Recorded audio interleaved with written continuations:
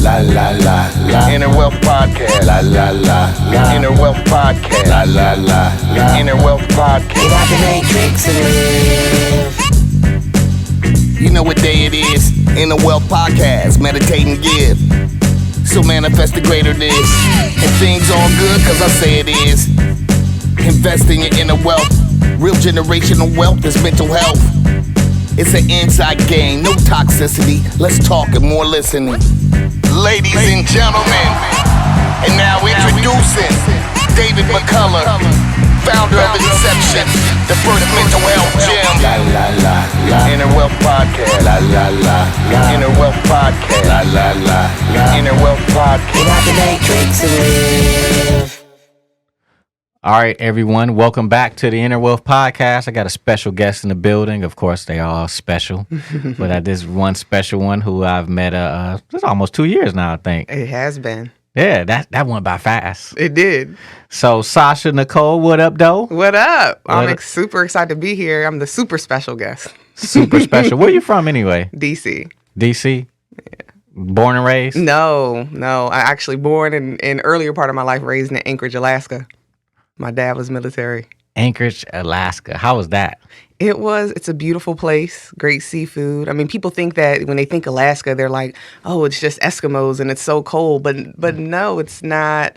The cold is dry cold. Okay. But it's, a lot of adventure, a lot of mountainous things to do. But it's a beautiful place. Yeah, a friend of mine showed me some pictures there. She lived there as well, military. And I was expecting to see, like you said, igloos and polar bears. And it was actually green. Yeah. It was actually like foresty. Exactly. But doesn't it have like a high depression rate there? It does. From It actually has one of the highest depression and suicide rates as well as meth. And is that because of the darkness? The darkness. How long? 6 months. Wow. So you get like the 6 months of darkness, 6 months of lightness. Why do we live there? I don't know. Look, you wonder, how do people get to where they got to? How did y'all get to Alaska? I mean, even sometimes people come to Michigan. I have some of my friends, because I lived in South Florida for 6 years. They'll come up here like, how are y'all inhabiting this place? Like, why? Why are you, especially in the cold, you Right. know? So there was a movie based on like vampires. You ever seen that? It was in Alaska, and it was like, No. yeah. But now I'm going to go Google it and find out and see what so it's like. it was like, you got to think, what's the thing that kills vampires? Is light. So if you in 6 months of darkness, you kind of screwed. You got to, You got to hide out for 6 months. Right. Yeah. So that's like one of those things where it's like seasonal depression lasts a very long time. Absolutely. Like, how are you going to get out of that? So how long did you live there for? So I lived there the earlier part of my life, so probably until I was about 4. Oh, okay. So that wasn't. Yeah. So then you moved to DC? Yeah, we drove to DC from Alaska. My dad's born and raised in DC. And then I spent most of my life DC, Maryland, Virginia. Was Dave Chappelle ain't from DC? He's from Ohio, right? No, he's Or from just DC. He lives in Ohio. Lives in Ohio, yeah. From DC. Yeah, Yeah. and went to school in DC. Okay. And how was that growing up in DC? Different. I mean, so I went to school in Maryland. I went to school in Virginia. I mean, we all call it the DMV. In a lot of ways, they're interconnected, but different. Being in the city, DC at that time, was known as Chocolate City. And, there was just a lot of just influential, like Black business, Black art. I mean, it was the Chocolate City. And the construction and the gentrification came. Was that like Atlanta before Atlanta? It was like the Atlanta before Atlanta. Like everybody loved DC, and then you had Howard. So right. It was a different place. And now you come into DC, and it's almost like the Soho district in New York. So you've been to a lot of cities in the States. I would have. you say? And your podcast is Amerikan Therapy, right? Yes. And that's really kind of based on mental health, surrounding mental health. Surrounding mental health in the Black community. So we jump from one place, Alaska, to DC. Like, what have you noticed from city to city? Like, if you spent any time there, how are like collectively people's mental health? So it's funny, my mom lived in Seattle for a long part of her life as well, and so I would visit there a lot. And Seattle actually has one of the highest rates of depression and suicide. It's rainy season there, right? It rains all the time.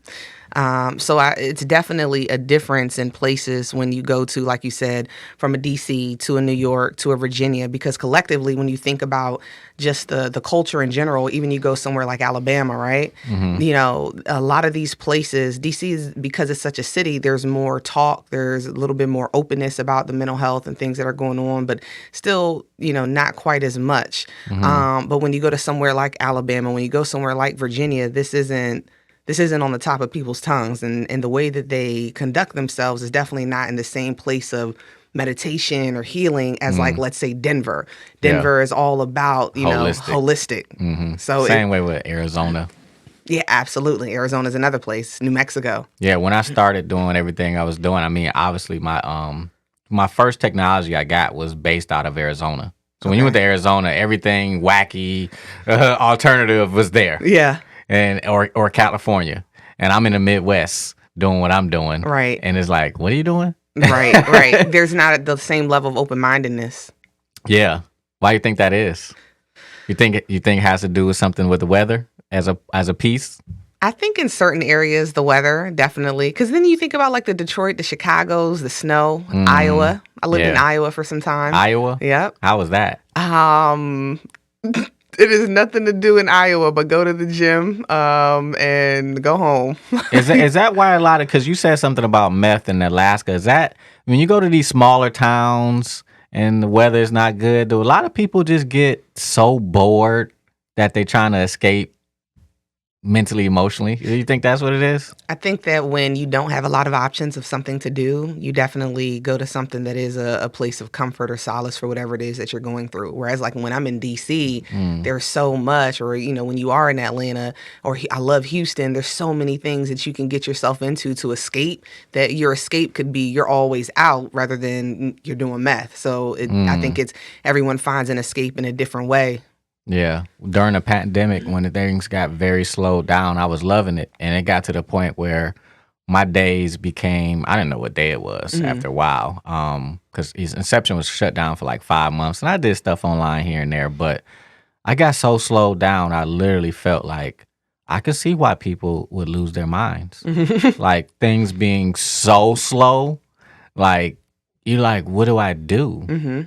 You know, and it made me think of, because a friend of mine grew up in a small town and it was high drug usage in that type of environment. And it's just, you know, I wonder, is that normal for people to, you know, gravitate to these types of things because we're so slowed down and it's just like, you don't know what to do with yourself. Right.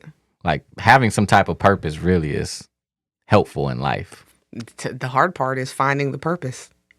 You think so? I think so. I think a lot of people don't take the time out to even think about what their purpose could be. What do you think about purpose? Do you think it's something you find, or you think it's something that's built inside of you? I think that grit is something that's built inside of you. I think purpose is something that you have to discover. And I think you discover it by doing different things, learning different things. And I think that it comes to you, or you're able to formulate it. I don't think that there's like this natural, like this was your purpose, this is your purpose. I think like you develop that purpose. Yeah, I would say so. I think you uncover it from different experiences, and you find out. I think when you find your gifting, it's easier to find your purpose. Right. Do you know what my purpose is? You know what I say my purpose is? No, what is it? To be happy and to create. Okay. That's like broad.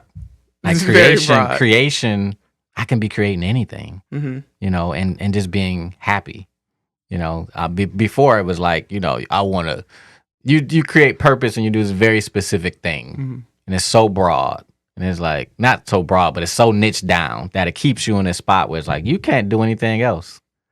Like my purpose is to be a singer or an NBA athlete. Right. And then you're not a singer or NBA athlete anymore, then who are you? Exactly. Because your purpose is gone. Like once they retire and you see the levels of depression and other things that happen because they've never considered what other purpose they could have or do.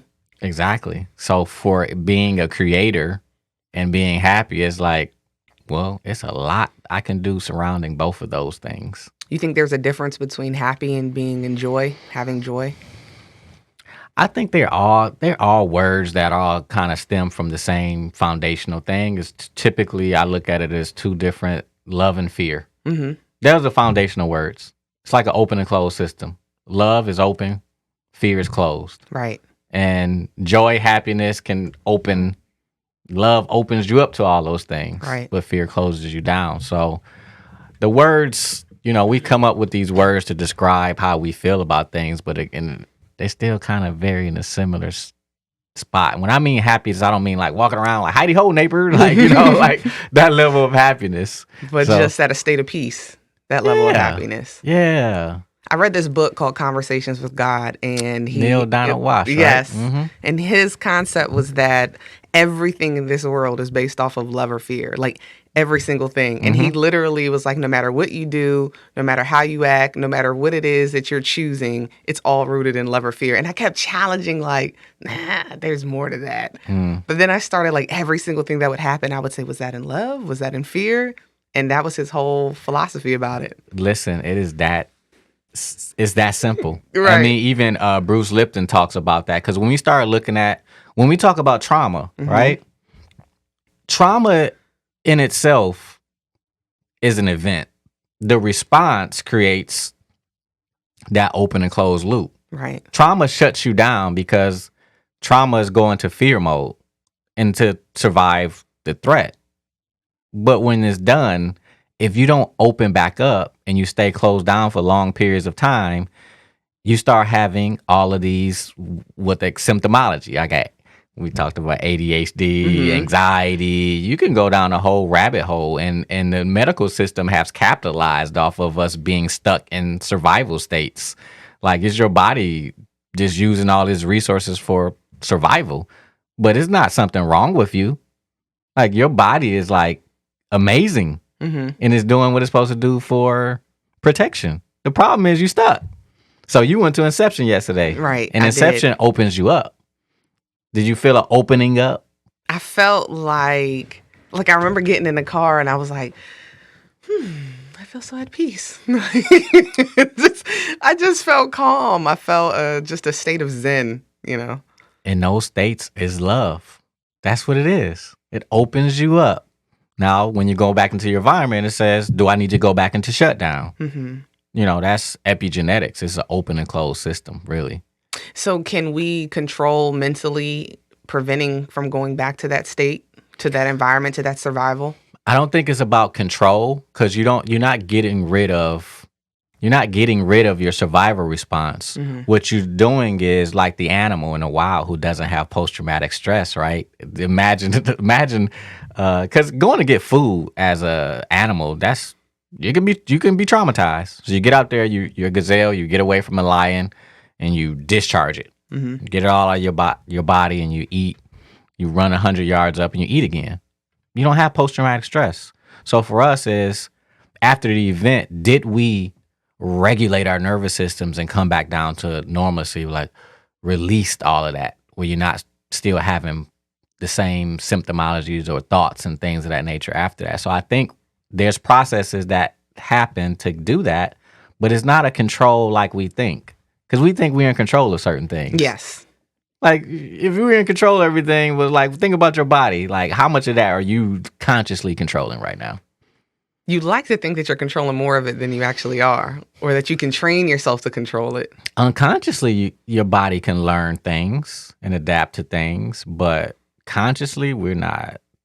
We're in control of, I think, when consciousness, about 3%. But do you think that you can train yourself to have a higher level of consciousness? Absolutely. Yeah. But it's not even, I don't think it's a train, but it's not really trained, but it's an open system again. Okay. It's open. So you think the openness is part of the training? Yes. Okay. Yes. Open to possibilities. When you live life and you think you know all possibilities, you collapse all possibilities. Nothing new can come in, because in your belief, that becomes true, right? So it's like epigenetics. It's like the belief. You ever read Bruce Lipton's Biology Belief? I haven't. Oh, you gotta read that. And when you said his name, I was like, I'm gonna go look that up as soon as it leaves. Yeah. It's about literally our belief drives function just about everything. So do you think that goes in line? So I was having this conversation where we talked about the level of talking about belief in terms of how big you think of which you believe that can happen. And I was talking to Star, the co-host from Amerikan Therapy, and I was telling her, and this was like a few years ago, and I was like, oh, I just want to clear 6 figures. I want to do this and want to do that. And she said, I want to clear 1 million. And I was like, I didn't even think big enough to even think that was a possibility. And so now, like, I have this whole concept of like, how big can I think to open the door of like everything that could happen? It's rare that like our mind, a lot of us, like, we don't think in that way. Because we're around small thinkers. Right? Like when you hang around big thinkers, you start thinking totally big. And it was a point in inception where I was like really like not doing well. And I'm like, me and my mom were like, I don't want to do this anymore. And what we didn't want to do was be confined to this little old location we had in Farmington Hills. I appreciate the location and all that, but it was like, and I met a guy, his name is Rovin. That's one of my homies. And Rovin is doing numbers. Dude just online. He don't even have a brick and mortar business. Every time I see him though, he's like, I'm doing this, I'm doing that. And when we would get in the same vicinity and we would have these conversations, he felt like what I was doing amazing. I felt like what he was doing was amazing. And he told me, I need to raise about $500,000. He's like, that ain't no money. He's like, VCs want 30-time multiplier. So if they're going to invest something, it has to have a 30-time multiplier. Well, I got my little old location. After that, I walked away and dreamed so big. I was like, we going to do this, we going to do that. And I literally can see it. And that's when Inception started to change around. When I changed my perception of what was possible. Literally, Sasha, they're selling $19 million NFTs. That's a digital image. The idea around what's value is being turned upside down. It's virtual real estate for $20 million. Have you seen this? I've seen it. It's challenging our beliefs. It's like an arcade now. Yeah, absolutely. And it's hard because there's not a lot of people who are willing to. I don't want to say that there's not a lot. I've been having a hard time coming across those to think that way because you actually, I think, where I've had to reprogram my mind to even think that way. No one ever taught me that. It wasn't natural. It wasn't something that I just like. I mean, I had certain things as a child that I thought a little bit differently, but it really was like a development of me reprogramming what I believed to be true. And so you've been going down a journey of reprogramming yourself because we talk about the whole weight loss journey. You lost like 100 pounds, right? Right. You had a mindset. Yeah. So what did you do to shift that? I mean, so I was always an emotional eater. And I was telling you, we were talking briefly, and I said I felt like I had a food addiction because food was solace, like growing up. My dad's side of the family, like everything was about food. Everything that you felt, happy, sad, it was food. And then it was the impact that it could have, whether it be from a health standpoint or whether it be from a weight standpoint, it was always deemed as like, oh, it's acceptable. And so I didn't know anything different. And that's all that I knew. And so as time went on and dealing with that weight and the cruelty that people are cruel to people who are obese. Like it just is what it is. I mean, the perception or the stereotype, all of those things. And so I was saying that now I would approach the table as like I have an addiction. So how can I control the way that I consume? And I felt like if I looked at it as when I'm around something, it's almost like an alcoholic. If you are around alcohol, like you have to be conscious of, are you going to take a drink? Are you or not? Are you going to know your limit or not? And so I always have to approach it from like understanding my limit and actually even listening to my brain, because the brain signals when like you're full. Yeah. And most of the time with the people who are obese or significantly overweight, they don't listen to the brain signal, like because of food tastes good. And when it tastes really good, you don't always listen to the signal because you're not eating to just survive. You're eating to do what? I mean, essentially, you're supposed to eat just to survive, but when you're not doing that, I think you're eating in gluttony. You're eating in love or what you feel like is love. Like we put so much comfort into those things, and so that's why I said, I felt like it was an addiction. Mm-hmm. Yeah, and so that's where I challenge the belief surrounding that idea, and because in society, we make things a good or bad, like drinking good or bad, or, we call it addictions. And right now, we all have addictions, and they've been changing. I call it stimulus porn. Okay. So food is just stimulus. So what is the basic thing that I'm trying to get? What is the outcome? I'm trying to move from pain to pleasure, or move from one pleasure state to another pleasure state. Right. And you find it's not just with food. It's shopping, it's internet scrolling. Like after a while, it's dopamine.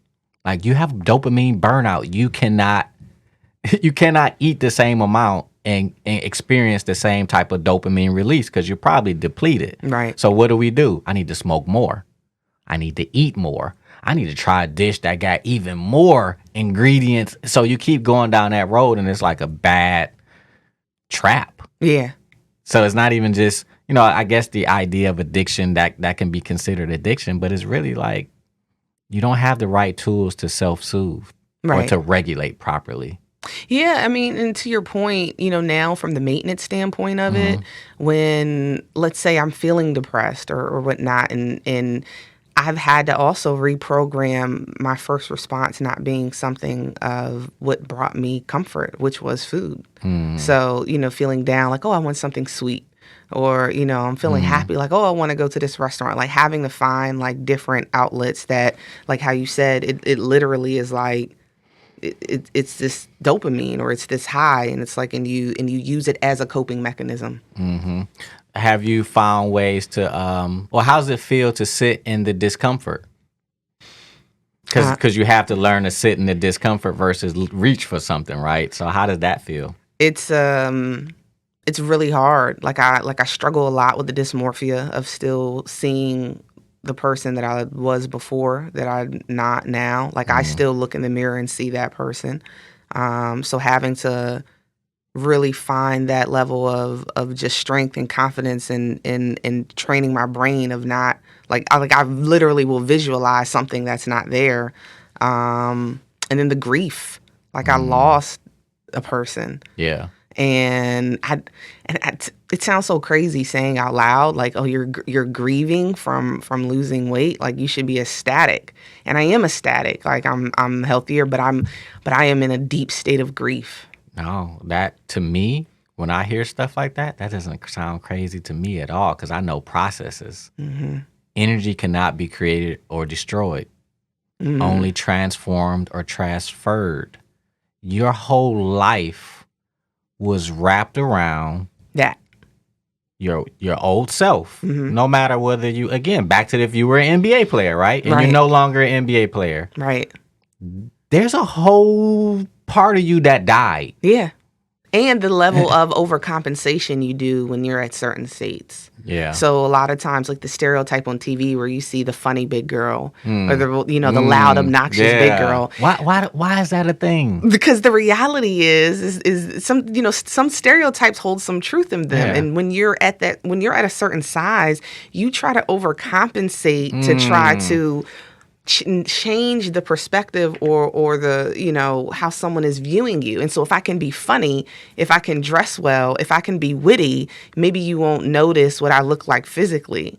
And so you're also in a state it's like the short man syndrome, the short man-itis, right? Yeah. And so it's like I'm also grieving that because now I'm having to reprogram not having to overcompensate. Like I don't have to be That's why I tell people you're not your trauma pattern. You're not your trauma personality. So this idea of our personality, a lot of it is wrapped up in our traumas or our beliefs. Yeah. So when you start to unravel those and I'm going to be a new person, there's grief. Everybody just look at this. When Michael B. Jordan was playing Killmonger, afterwards, he had to go to therapy.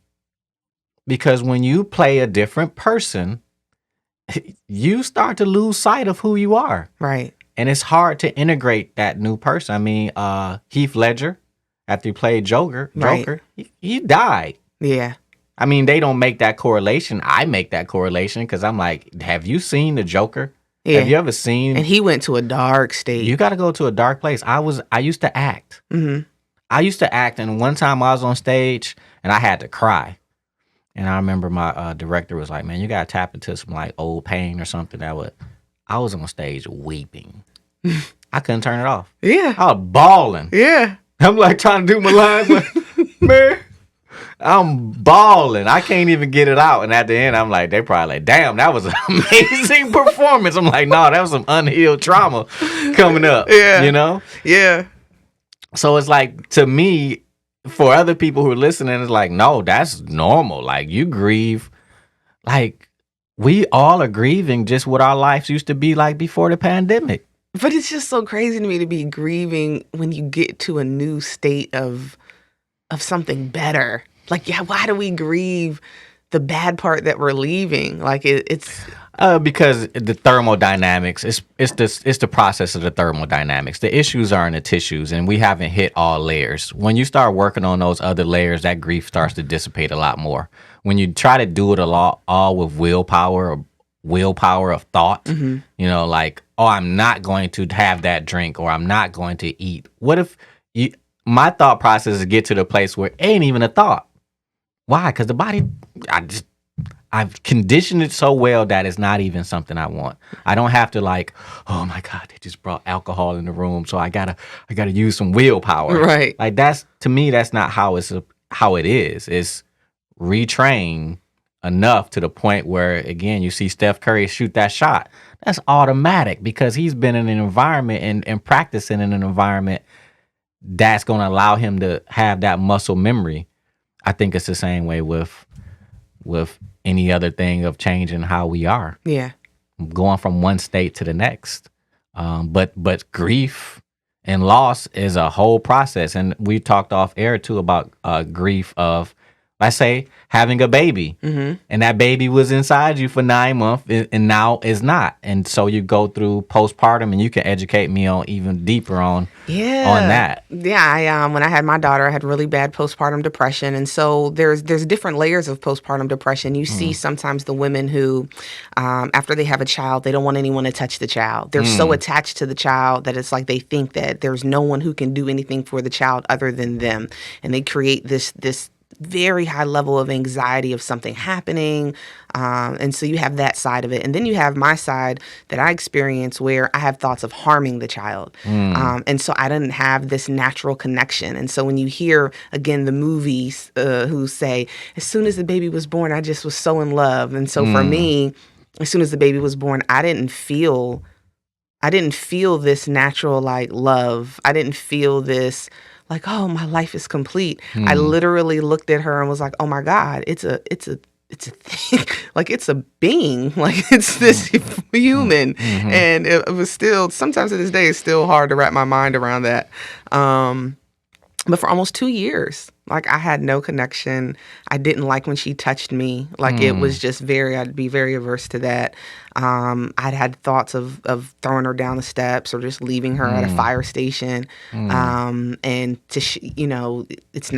it was always deemed as not normal to have those thoughts, to even share them. And so if I tried to share them to friends or family, it was like, girl, you crazy, or you're not the only person who ever had a kid, though that was the feedback. When I finally shared it with my doctor, my OBGYN at the time, the first was just, well, here, take some Zoloft. And for me, in my mind at that time, I just didn't feel like the antidepressant was, like, I felt like it was so much deeper than just, like, let me go take some Zoloft. And it took a while. It took some time. And then the irony, when one day it literally just kind of like connected, like, and I felt it in my spirit. We were driving and we were stuck on traffic. She's in the back seat. She's about 2.5. And there was this terrible accident. I mean, like terrible. And I just kind of felt chills, like, man, like, you felt like someone had to have probably lost their life. And in that moment, I thought to myself, and I said, God, like, if it had to be me, like, let her live. And that was like, in that moment, I felt just some sort of shift, like, where I just, finally felt this connection with her. It took a lot of time. Like, I would cry, like, when I would have these thoughts of harming her. And I'd just be like, I don't want to think this. I don't want to feel this. And I just didn't know what to do. Like, there was no, write down how you feel and then connect it. But I definitely think that there was a long layer of my own trauma as a child, my own abuse as a child. Because even as she was getting older, my first response was definitely one that was abusive, because that was what I knew. Like, when I was a kid, there was no talking. It was, I'm going to hit you in your face. So I had to even reprogram how I even discipline, let alone talk to her, and it not be like my first response, I'm gonna bust you in the face, because that literally was natural for me. They say there's no cause of postpartum depression. I think that's bullshit. There's always a cause of everything. Yeah. And you just said something. You were closed. We said it in the beginning. You were in a closed system. Yeah. Right? And here it is, you're giving birth, but you're still in a closed system. But Right. it took an accident for you to open up and feel that. It's interesting, but I think if you go and you probably had this conversation with women who have experienced postpartum. Yeah. They say it's hormonal, but why is the hormones off? And was the hormones already off? Right. We weren't testing that. Right. We weren't testing if the hormones were really off, right? And I think going into it, knowing like if you're already suffering or dealing with certain things, we go into it so unprepared as to how that can transition down and what that's going to look like. Yeah. So I'm already, dealing on the spectrum of depression, of obesity, of all these other things. And then I have this kid, and without any regard to, like, in saying this out loud, I don't think a lot of women ever think about what their mental health is before they have a child. No, and it transfers to the child while they're in the womb. Yeah. And so the question is, when you were younger, did you even feel love for yourself? No, I mean, to this day, I being vulnerable with you, even as a grown adult, I am still learning how to love myself. Like, but as a child, the appropriate, or what I think was appropriate of how I feel our parents should instill the first step of love for ourselves was not instilled. And so I went through life chasing that, by any means necessary. And so even now as an adult, like, I still work on like that part of loving myself regardless. Right. And that's not just you, though. Right. That's all of us. I just started figuring out how to love myself more. I'm like, oh, you know what? This is how you love yourself. Yeah. I got to the point where I feel it. I didn't figure it out. I filled it out. And I had to dissipate. And I had a great childhood. It just lets you know that you still gonna not go from childhood unscathed. Right. You're going to experience trauma. You're going to experience things. From that point, it's like, okay, well, who is it up to start the process of peeling those layers back of all this bullshit and shit we had thrown on top of us, and now you think you are who society tells you who you are. That's not who you are. That's not. No, who are you? Who do you want to be? Yes. I always tell people, am I talking to you or am I talking to your representative? Because your representative is the conditioning. But underneath the surface, there's a you who's like, I don't want to do this. I don't want to talk like that. I don't want to sound like that. Growing up in Detroit, as a black man, you weren't going to listen to certain music. Yeah. Cause you weak.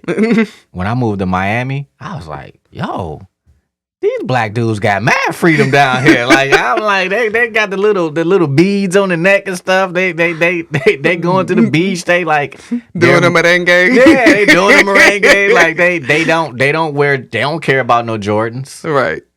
They don't care about no Cartier glasses. They ain't care about no Coogis. And I was just like, I was going through that shock, and it was good though, because it gave me the ability to go and start to be somebody different than who I was. My society or my culture says you got to be like this to be this type of black man. Yeah. You know, and it's like that's not true. But I think we're all in this process, don't you think? Yeah. One of the things I always say is that I really hope to see more people live authentically, like to just live in their truth of whatever that may mean on a variety of different things, physically, sexually, emotionally.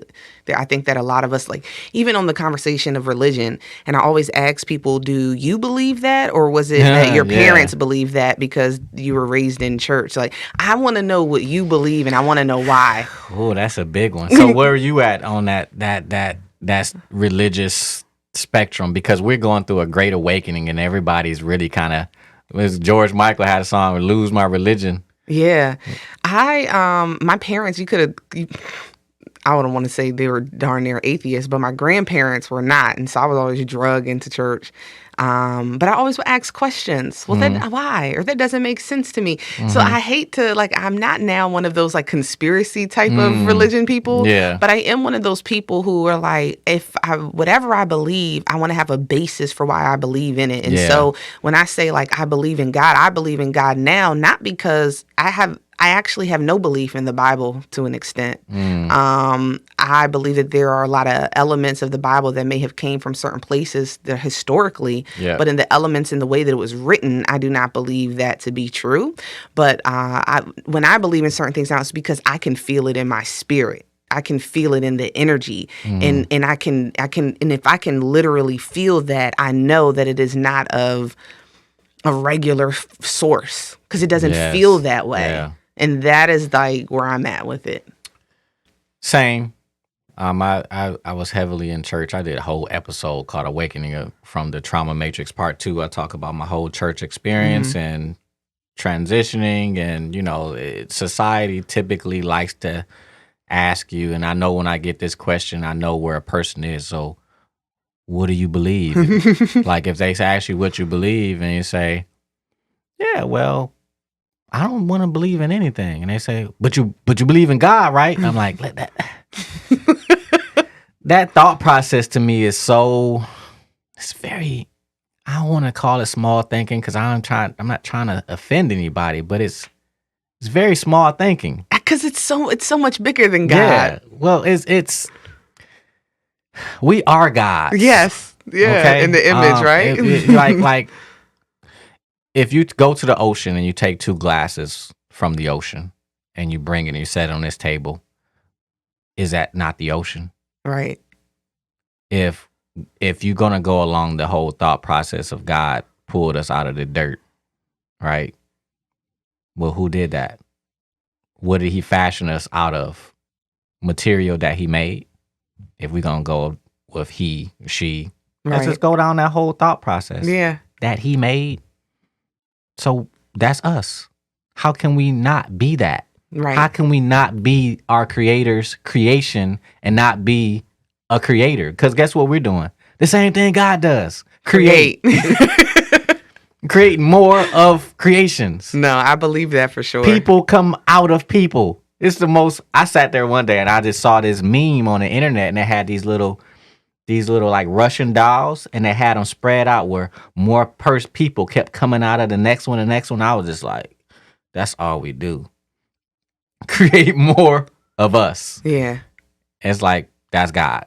Yeah. That's nature. Nature is in a constant state of rest and creation. And that's why mentally, emotionally, we're unbalanced because we want to stay in a state of creating without resting.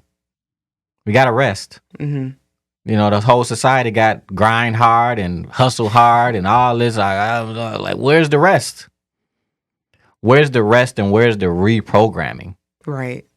That's to me, that's the mental wealth Inner Wealth, that's what we're doing. That's what we're helping people to do. That's what your podcast is helping the people to do. Yeah, absolutely. And break through paradigms. I remember I was on your podcast. I said something to you. I remember your face when I said it. Because you was like, wait, because I can't remember I said something about ADHD, and you was like, wait.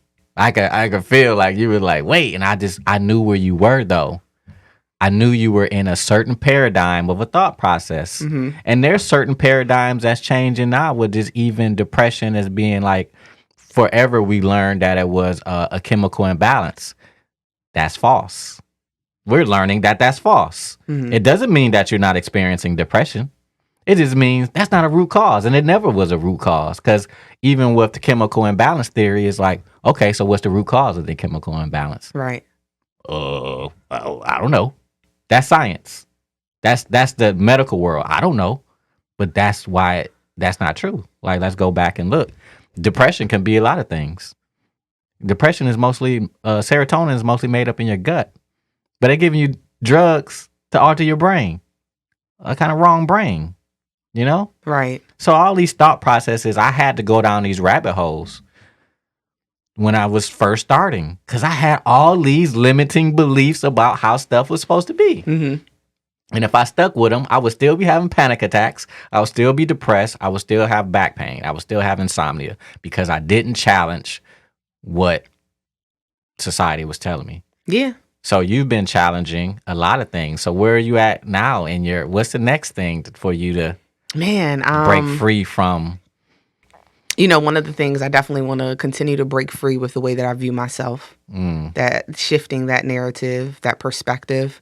I had started a brand called Fearless Influence where I really focus a lot on shifting the perspective on how we view and think about things, trying to do inspiration, talking a lot about motherhood and mental health just across the board, like from antidepressants to just, really challenging, like I do acupuncture. I do chiropractic care, and I really, really love my acupuncturists. But a lot of times, similar to Inception, people don't constitute these things as a form of wellness and what it can do and how it can trigger. So for me, it's been a lot of shifting in terms of what you said, of trying to tell the thinking in a different way. And what that looks like and the whys and where's the root. And even that is a grieving process because the onions that you continue to uncover or the things like even when we were talking about like the weight earlier and I'm like blinking my eyes fast because it's still such a trigger for me that it causes an emotional reaction every time. Yeah. It's like we had someone on the podcast who's a really, big personal trainer.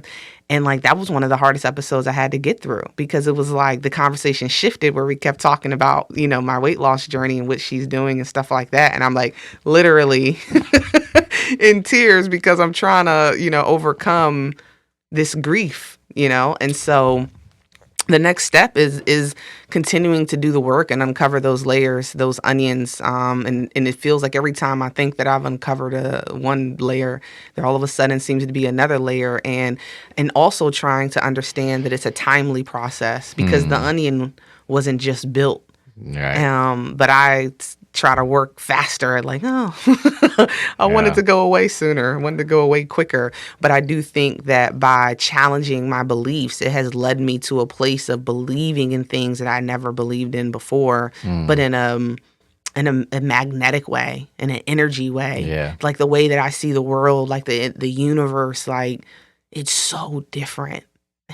It's so vast and so amazing. And at one point, I felt like my body was failing me because I was throwing up and I was having a lot of panic attacks. I couldn't even work anymore. Right. So I thought my body failed me. And probably within the last year, I was just so amazed that like my body has never failed me. Right. It's the only thing that's truly 100% loved you unconditionally in your life. That like, when you really feel that and you like, because if you look and see how your body is trying to wire itself and like that's all symptomology is. It's the body trying to adapt to. Now, it don't care that you ain't sleeping well. They're like, you alive though? That's what the body, the brain and the body's like, you alive. Okay, you may not be sleeping well. You may not be able to focus on one thing at a time or two things at a time, but you're alive. Yeah. And that's what the body mainly cares about. The rest is on us to support the body. But when you look at it, we keep talking about trauma and all that. I don't want to talk about the fight, flight, freeze response as a bad thing. It's an automatic defense mechanism. We're robots. And it's like, hey, that's a threat. Shoot that thing. Get away from that thing. Fight that thing. And when you're done and you run away and you're like, well, I got post-traumatic stress, because the brain is like, yo, I'm making sure that this shit don't happen again. Those symptoms aren't, they feel bad to us, but that's just the brain's way to trying to protect us. From there, we got to figure out, what's the best way I can support your body? You know, it's funny. My last therapy session, we talked about triggers and how your triggers are sometimes just necessarily what you just said are warnings to, you know, what has maybe taken place or what is taking place. But like you just said, we have to decide, like, how do we respond to that? Like, what are our values? What are we going to choose to respond once we feel that trigger, once we feel that warning more so? Yeah. And that's a hard state to be at, to make that decision, to choose, like, okay, I get this warning. How am I going to respond to it? See, and that's the problem. That's where talk therapy starts to come, where you can have the conscious conversation, but the body does not allow you enough space to make between stimulus and response. That space, this is stimulus and response. So if you're triggered, you're there. We're touching. Right. We need space. That's what love does. Love opens you up. Love. To have space to knowledge something can trigger. Oh, but I'm relaxed back down. Yeah. Now, but I'm still up. Now I'm up. Now I can't relax. It's like, for a second, and then relax back down. Right. Like that's how we're designed, and you aren't your trigger. And so when you start to get enough space, and this is what I've experienced in my own journey and doing all this work. I mean, I've spent hundreds of thousands of dollars on my own stuff. Like, I have enough space now where I totally understand. I'm just the observer. I'm not the thing. I'm not the thought. Right. You know what I'm saying? Right. Like, you think about your thoughts. That's not you. Those are just thoughts.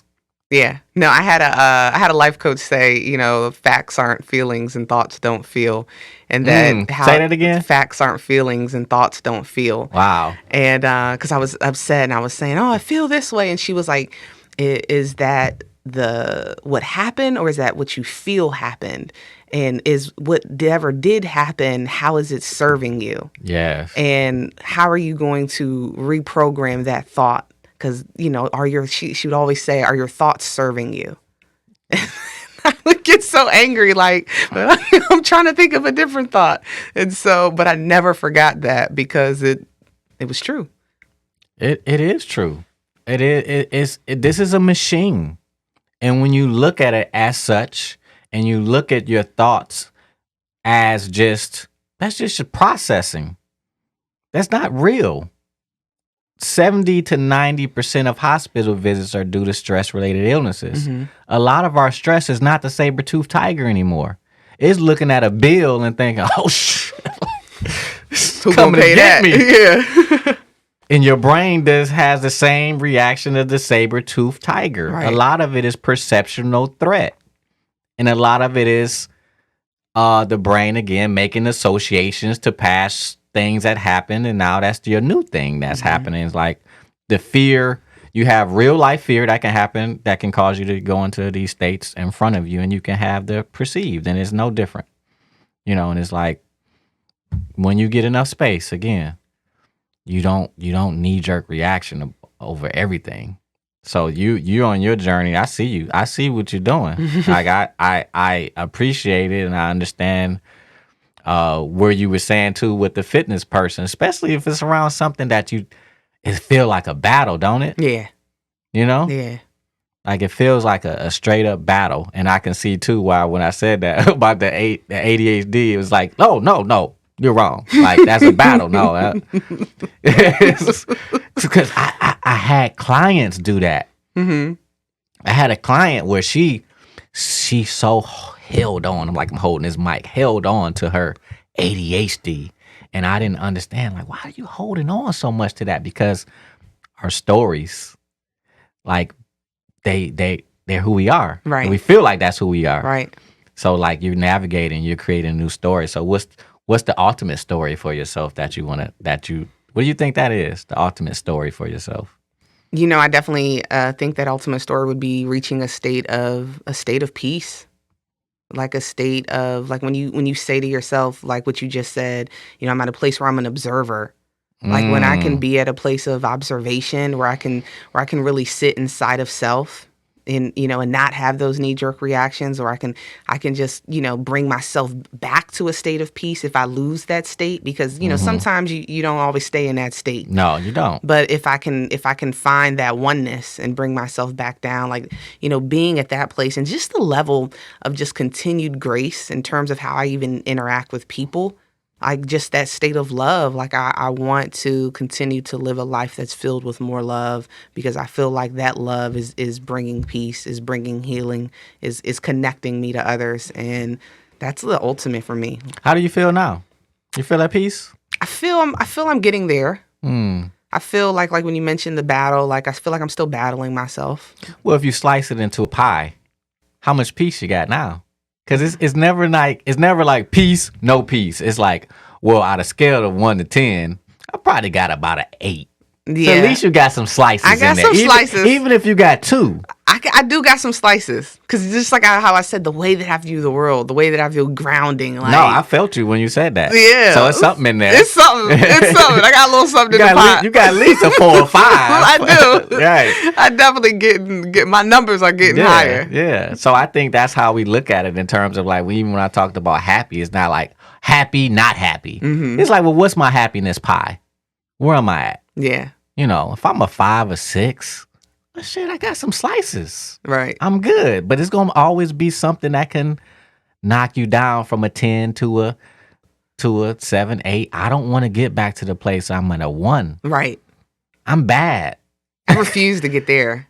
I don't know what but I refuse. Like, I do feel like we are in charge of, once we get the information, once we get the tools, once we understand the process, I do feel like it is our responsibility to try to maintain and further that process. So for me to go to a 1 and stay at a 1, at that point, I feel like it's been a choice. Yeah. Yeah. Is that from your podcast that you do, or the people you talk to, have you find that to be a common hard thing for people to come to with? And I've seen it with our people where it's like self-responsibility. I think like it's almost not even acknowledged.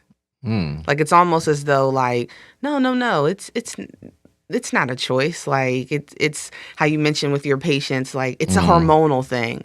And yes, there are some hormonal things, and I don't want to negate that or offend anyone on that. But yes, there's a level of consciousness and level of choice in that too, a level of accountability, and that's the part where I also keep emphasizing to people, like, my grief is true, but my accountability is also true. Yeah, and so I have to deal with both of them. Yeah. And it's like Will Smith was saying, there's this video Will Smith was saying, like, no, that stuff that happened to you, that wasn't your fault, but it's your responsibility. Yes. Because who else is going to come and do it for you? Absolutely. I noticed you have a letter K in America. Like, why is that purposely? I've seen that before in my life, and there's an Ice Cube album, though. So tell me about that. So the original name, it was still going to be Amerikan Therapy, but it was going to have 3 Ks. Like KKK. Yes. That's Ice Cube, first of all. That's where it came from. What was Ice Cube's? He had an album. It's called American. It was either Ice Cube or Spice One. I don't know. That had 3 Ks in it. Yeah. That's why when I saw it, I was like, so the reason why I asked you that question, Cole, tell me, because y'all see something that I see, and that's why I want to go there. Is like this K, the state of the mental health between Black people and a white system that's racist system. Like there's a mental health component going on that we're playing. I think that we're codependent to a narcissistic system. That's how I feel about it. and of an oppressed system, so a system of oppression. I mean, we put the K in there because it rooted from a place of supremacy, of white supremacy. What word did you use? I said one meant to say white supremacy. But you said opremacy? I said opremacy. Okay, I thought that was a new word. No, you caught me. I was about to say, tell me about the opremacy. I'm like, damn, I ain't never heard that. Okay. But it stemmed from that white supremacy, and we wanted to showcase and highlight the distinct differences between the state of Black people mental health and the differences in how we're fighting and navigating through a world that is not, fighting for us. And so our level of healing is going to look very different than a white person's level of healing, and it's going to be harder because we still, after that trauma, we still, after that sitting in that peace, have to go back to the other spot. We got to bring ourselves back down. So I've seen it in real time. A lot of my clients in the beginning, for probably the first 7-8 years, probably longer than that, were white. Yeah. And so seeing us come in and doing one circuit and we're like blown away, I'm like, why is this happening like this? I'm like, man, we have a large number of unresolved mental, emotional traumas built inside of our body. We're literally, I mean, think about it. Everywhere we go, it's like in the back of our head that we're not safe, you know? Yeah. Or we're not good enough, and that, like, so what is that? And I said on the way here to a friend of mine who was driving me here, and I said, I saw a white person run down the street, and I've said this before, I'm like, white people just live with a level of freedom that we just don't have. Yeah, we don't have, and then we don't even choose to live in it, even if there's very few Black people I know who are like, I'm going to live in a state of freedom regardless of the oppression that I'm in. And, and then we get into situations even with each other of how we treat each other because of what we're dealing with. When we look at the state of the relationship sometimes between the Black man and Black woman, or just in the way that, in business, there's so many layers to it.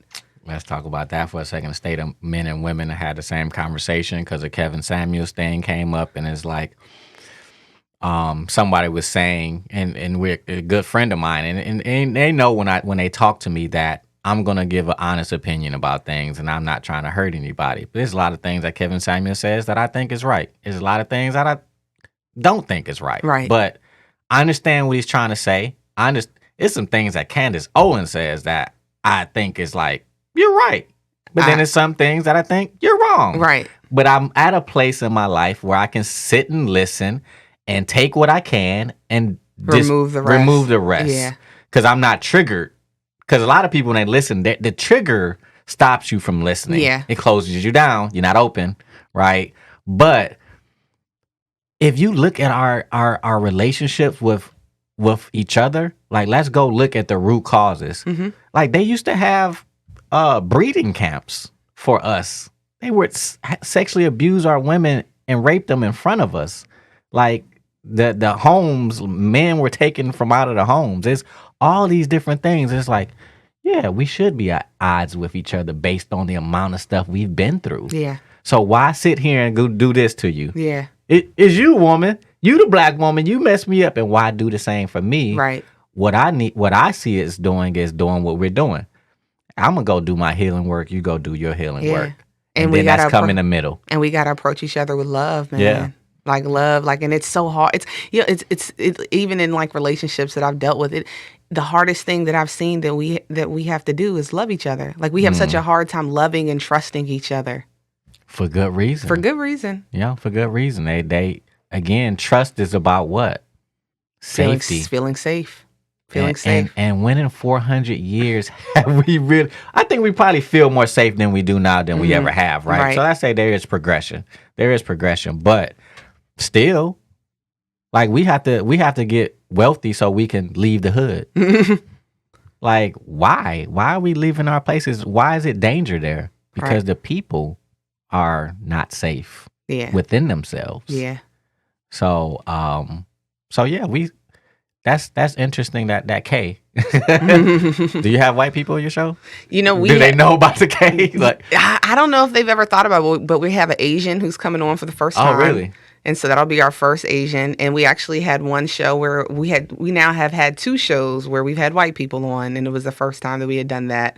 And so we've thought about it from the perspective of not changing the narrative of the show. They are aware of it's this definitive podcast on Black mental health.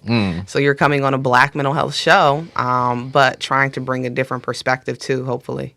And that's changed drastically in the last 15 years from what I've seen. Because saying the name Dr. Sabi, back when I first started, like, nah, you're gonna look at like crazy. Like now, people having me on the show, and I'm saying all types of crazy stuff that like to people is like that's crazy. Yeah. So, but have you seen any of Charlamagne's new show, The God's Honest Truth? I haven't. And what stuff he's saying is like he got a whole thing called Decrackify America. He got a shirt that says Decrackify America. I'm like, yo, this dude is pushing mad limits.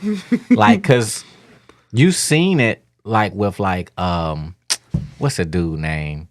What's the one big radio personality name who's very popular? He used to be saying some Howard Stern. Oh, yeah.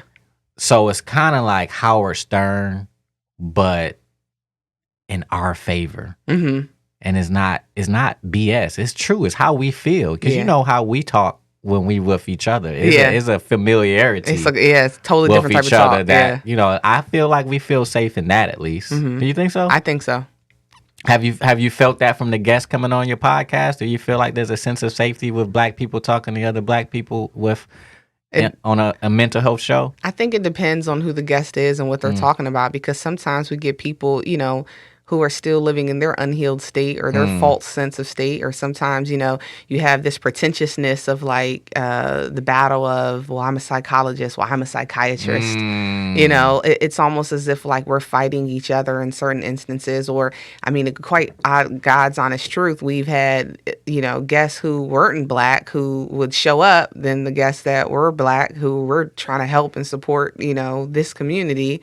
And the response has sometimes been, well, who are you? Like, are you important enough? Are you big enough? Yeah. And that was hard because we're like we got to give each other love. Like, we got to show each other, you know, that love so that we can keep helping each other. So we've had to fight through a lot of that. And I've done so much work on myself and spent so much time in the industry and building what I was building to the point where it didn't matter who I was talking to. Psychiatrist, MD, because I talked to all of them. And I've seen them all, and I'm like, y'all still got y'all stuff. Like, them degrees does not change anything about your mental, emotional state of being, because there's a lot of therapists, and it's not me calling them out. It's just like, it's a lot of them who never even started the process of doing their own work. Yeah. It's like, how are you even, it's kind of weird. Absolutely. You know, but you're right. It's just about building up the value. That's why I feel like I took my health from one state to the next. You can't tell me. I'm like, Jeezy, you can't tell me nothing, man. Like, there's nothing you can tell me. And not just that, I've helped other people do it. Right. So when I see it, it's like, what are you talking about? Yeah.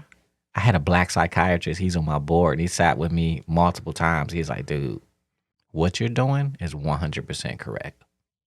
And that just made me feel, and I can feel him, though, feel burnt out from doing the opposite, because you're in a system that tells you gotta medicate.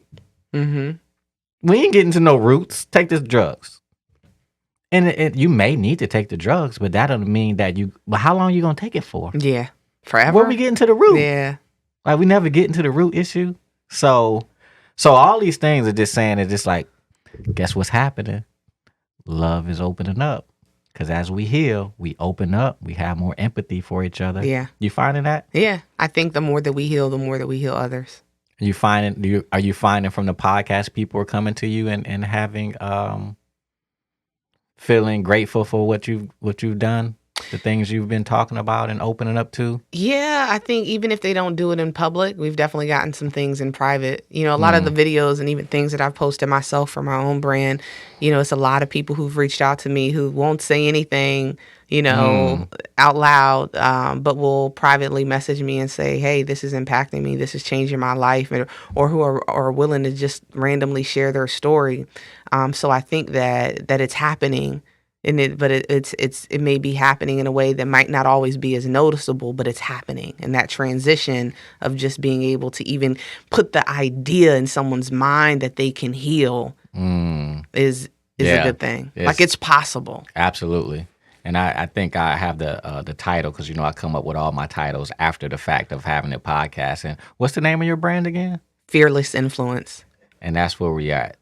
It's the fearless, not just the influence, but it's being fearless. Not that you don't fear at all. Yeah. But fear less. Because the fear is shutting us down.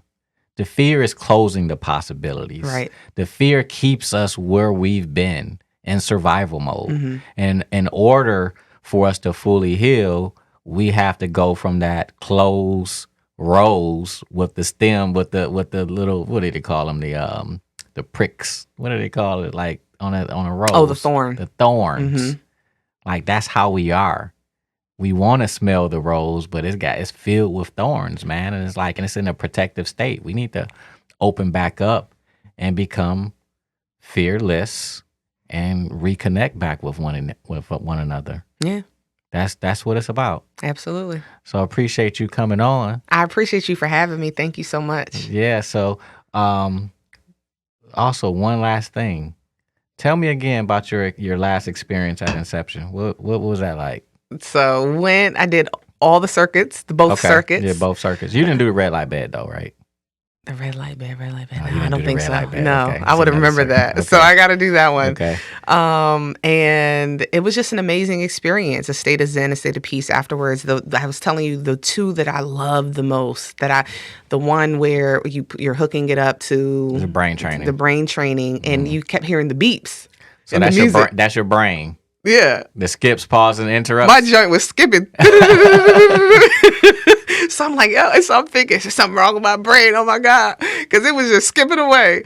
So that one, I don't know. I love that one. And then the other one, before you do that one. The Magnosphere. That definitely put me in a not comatose, but like just this state of meditation, of oneness that is very hard for me to find naturally. I love that. I love the lymphatic massage on the legs. I will say, and I'm hoping over time that can change. I found it really hard to kind of like sit still for the sauna part, and because I'm trying to find state of relaxation. I'm trying to find, continue that peace. But doing all of that circuit, like I know when I left there, I just was like, Yeah. I'm calm. Like I felt calm. Yeah. So I'm literally not breaking down. I don't want to use that word, but again, it's getting the body to deal with you from the humanistic standpoint, not just stuck in your head. Yeah. So you'll find that once the body relaxes, again, you got that space. Now when you go back and you do therapy sessions, you'll have a I told you. I was just telling you. Experience. Maybe once a month, once every 2 months, I'm gonna be taking a flight out here. Yeah. So yeah. Well, again, that's the quickest way to really get back to a state of some type of normalcy, a baseline, is by doing body work, brain and body work. Then I'm gonna hit you up and hit you with the Jeezy line. What's that? You can't tell me nothing. True. Listen, when you heal all the way, you can't tell me nothing. Yeah. Till next time, guys. All right. You've been listening to the Inner Wealth Podcast on EYL. Get out the matrix and live. Theme song produced by Be Ready for West Coast Creations. I am Razcast, reminding you to take action, be proactive, be congruent. Get out of the matrix, get your mind right. We've automated mental health at inception. Join the movement.